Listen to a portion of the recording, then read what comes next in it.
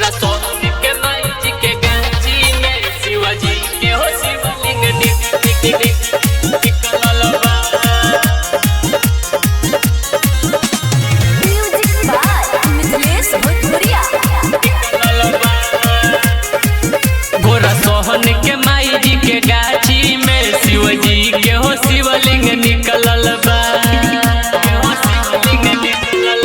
घोड़ा सोहन के माई जी के गाछी में शिवजी के हो शिवलिंग निकलल बा। सावन के पावन महीना में हर घर घर में खुशियाँ बिखरल बा। घोड़ा सोहन के माई जी के गाछी में शिवजी के हो शिवलिंग निकलल बा। घोड़ा सोहन के माई जी के गाछी में शिवजी के हो शिवलिंग निकलल बा। घोड़ा सोहन के माई जी के गाछी में शिवजी के हो शिवलिंग निकलल बा। आइल बारे अपना गाँव महादेव सब मिलके करो सन पूजा। आइल बारे अपना गाँव महादेव सब मिलके करो सन पूजा। सबे के चेहरा पे खुशियाँ हो महादेव जी के कृपा से निखरल बा।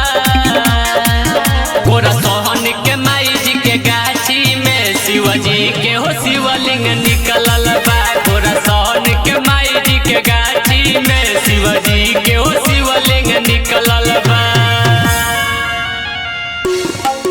घोड़ा सोहन के माई जी के गाछी में शिवजी के हो शिवलिंग निकलल बा। बने लगल भोले बाबा जी के मंदिर माई जी के गाछी में पूजा करत पूरा टोला महला देख मिलके पूरा हो परिवार। गावत गाना रुदरा साजन सहबरिया लिखले बा। घोड़ा सोहन के माई जी के गाछी में शिवजी के हो शिवलिंग निकलल बा।